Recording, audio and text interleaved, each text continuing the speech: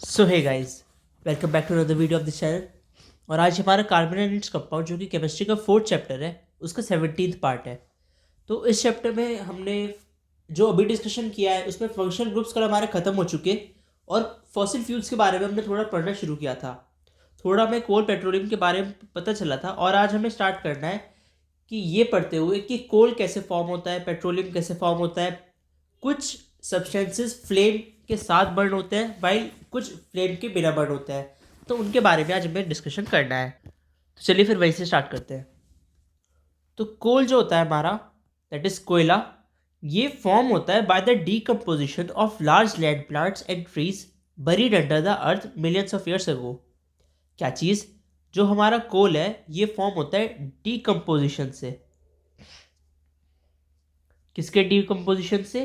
Large plants के जो land पे उगते हैं, aquatic tea, large land plants and trees which are buried under the earth millions of years ago. ठीक है, जो मिलियंस ऑफ ईयर्स अगो पहले जो हमारे प्लांट्स और ट्रीज बरीड हैं अंडर द अर्थ, उनके डिकम्पोजिशन से कोल बनता है। ठीक है, जब बहुत सालों पहले यानी मिलियंस ऑफ ईयर्स एगो, जो अभी हमारा ये दिख भी रहा है हमें लिखा हुआ मिलियंस ऑफ ईयर्स एगो, जब ये वॉल्केनो, जब यहाँ पे ह्यूमन बींग्स नहीं थे तो वेल वॉल्केनो आते थे, अर्थक्वेक आते थे, आते अब भी हैं, लेकिन तब इन्हें प्रिवेंट करने के लिए हम मेजर्स नहीं ले सकते थे। तो अर्थक्वेक वॉल्केनोस की वजह से जो फॉरेस्ट होते थे वो अर्थ के अंदर चले जाते थे। जैसे ये आपका कोई प्लेन एरिया है, यहाँ पे आपका अर्थक्वेक आ गया तो क्रैक जब होगा तो उसकी वजह से आपका ये ऊपर का एरिया हल्का सा ही टूट जाएगा। यहाँ जो आपके प्लांट्स थे, ट्रीज थे, वो अंदर चले जाएंगे और अर्थ के ऊपर से कवर हो जाएंगे। यही बात रही वॉल्केनिक इरप्शन की। ये आपका कोई माउंटेन है, यहाँ से आपका वॉल्केनिक इरप्शन होता है। ठीक है, ये यहाँ से आपका जब वॉल्केनिक इरप्शन अब इरप्शन हुआ तो ये नीचे की तरफ आएगा, जब तो आपके प्लेन एरिया में भी आएगा, और तो इसके रास्ते में जो प्लांट्स ट्रीज पड़ेंगे ये उन्हें भी कवर करता जाएगा अपने लावा से, और वहीं पे वो जम जाएंगे और बरी हो जाएंगे अर्थ के अंडर। तो उनके डिकम्पोजिशन से जो सब्सटेंस बनता है वो होता है हमारा कोल। ठीक है, तो ये आपको पता चल गया होगा। और ये कन्वर्ट कैसे हो जाता है कोल में? Because of high temperature and heat. High temperature होगा अगर आप किसी चीज़ के अंदर, जैसे अर्थ के अंदर जाते रहोगे तो हाई टेम्परेचर होगा और उसमें प्रेशर भी ज़्यादा पड़ेगा, इस वजह से ये कन्वर्ट हो जाता है कोल में। अब कोल तो आपको पता है वैसे क्या होता है। पेट्रोलियम क्या होता है हमारा? Petroleum is a dark coloured viscous and foul smelling, मतलब एक गंदी स्मेल होती है इसमें, क्रूड ऑयल। ठीक है, पेट्रोलियम का मतलब क्या है? पेट्रोलियम वर्ड दो वर्ड से मिलकर बना है, that is Petra and oleum. Petra means rock while oleum means oil। तो पेट्रोलियम मीन्स रॉक ऑयल। ठीक है, तो रॉक ऑयल होता है ये, जो कि dark coloured viscous and foul smelling crude oil होता है। नेम हमें पता चल गया इसका क्यों है। अब पेट्रोलियम इसलिए कहते हैं क्योंकि it is found under the earth crust.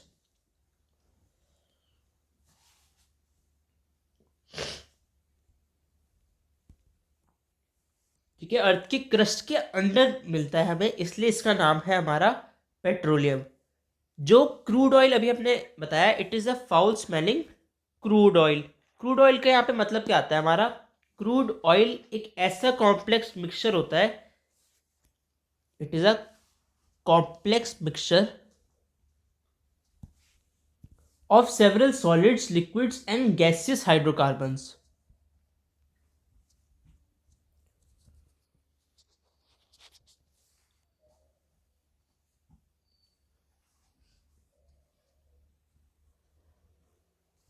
which are mixed with water, salt and earth particles.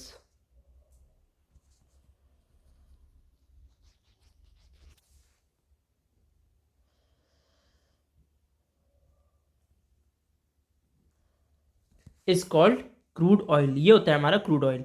तो क्रूड ऑयल पेट्रोलियम को एक सिंगल केमिकल कंपाउंड नहीं होता, ये मिक्सचर है हमारे कुछ कंपाउंड्स का, जो कि सॉलिड हो सकते हैं, लिक्विड हो सकते हैं, गैसियस हाइड्रोकार्बन्स हो सकते हैं, जिन्हें हम मिक्स करते हैं विद सॉल्ट एंड अर्थी पार्टिकल्स। पेट्रोलियम जो हमारा होता है उससे भी हम कुछ सब्सटेंसेस ऑब्टेन कर सकते हैं, जैसे कि पेट्रोल, केरोसिन, डीजल और आपका लिक्विफाइड पेट्रोलियम गैस। इससे तो नेम ही सजेस्ट कर रहा है पेट्रोलियम से ऑब्टेन होता है ये सब। अब हमें बात करनी है, हमने ये तो बात कर ली पेट्रोलियम क्या होता है, हमने ये बात कर ली कोल कैसे बनता है, अब ये बात करनी है पेट्रोलियम कैसे बनता है।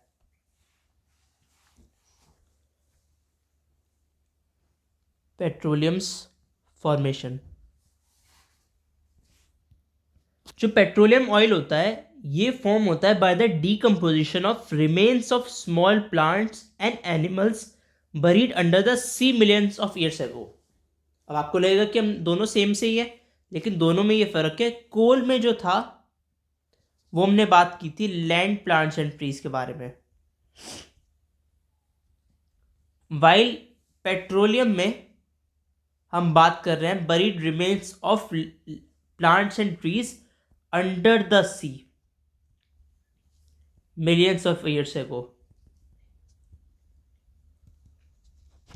ठीक है, तो ये फर्क है कोल और पेट्रोलियम में कि petroleum oil is formed by the, दोनों डिकम्पोजिशन से ही बने हैं, but it is formed by the decomposition of remains of land remains of plants and trees which are buried under the sea millions of years ago. ठीक है, तो जो हमारे माइक्रोस्कोपिक प्लांट्स या एनिमल्स भी, इसमें एनिमल्स भी आता है, बरी हो जाते हैं सी में, जो कि मर जाते हैं। माइक्रोस्कोपिक प्लांट्स होते हैं छोटे छोटे बिल्कुल, वो नीचे चले जाते हैं। जब उनकी बॉडी बिल्कुल नीचे चली जाती है तो उस पर मिट्टी आ जाती है, सैंड आ जाती है, अदर एक्वेटिक बॉडीज़ का उस पर अटैक होता है। तो उसकी वजह से केमिकल इफेक्ट्स होते हैं कुछ, क्योंकि प्रेशर बढ़ जाता है। जब आप पानी में जाते रहोगे हाई प्रेशर बढ़ जाएगा और उस पर हीट बढ़ती है, क्योंकि दैट गेट्स कवर्ड अंडर आपका जो भी एक्वेटिक बॉडीज़ है या फिर अलग अलग तरीके की अंदर जो आपके पानी में मिलता है सामान, उसकी वजह से मड हो गई, सैंड हो गई, तो उसकी वजह से उसका थोड़ा टेम्परेचर बढ़ जाता है और प्रेशर की वजह से भी वो कन्वर्ट हो जाता है हमारा पेट्रोलियम में। ठीक है, तो जैसे कि हमने अभी बात की थी कि कोल में कन्वर्ट हो जाता है under high heat and temperature, heat and pressure, ऐसे ही हमारा ये पेट्रोलियम के केस में होता है। अब जो पेट्रोलियम का केस है उसमें जो कन्वर्जन होता है into petroleum, that takes place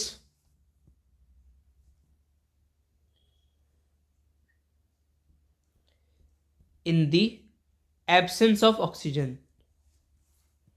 oxygen की एब्सेंस में हमारा कन्वर्जन होता है पेट्रोलियम में।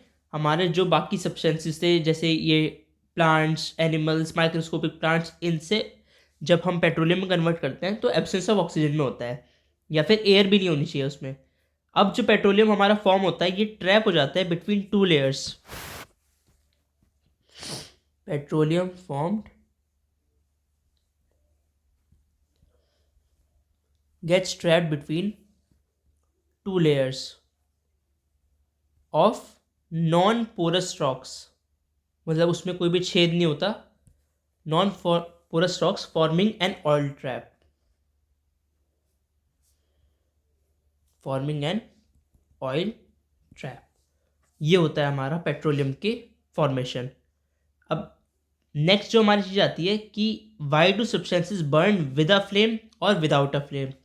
तो पहले तो बस आज हम ये बात कर लेते हैं कि फ्लेम क्या होता है हमारा, व्हाट इज़ फ्लेम। अब सबने देखी होगी फ्लेम। सो फ्लेम ऐसा रीजन होता है जहाँ पे कंबशन होता है गैसीय सब्सटेंसेस का,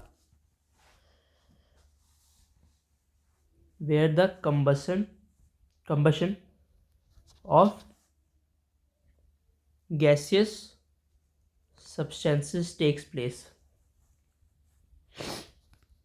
ठीक है, और जो हमारे गैसियस फ्यूल्स होते हैं वो फ्लेम के साथ बर्न करते हैं और कुछ हमारे बिना फ्लेम के बर्न करते हैं। फ्लेम हमारी दो टाइप की होती है, ब्लू एंड येलो।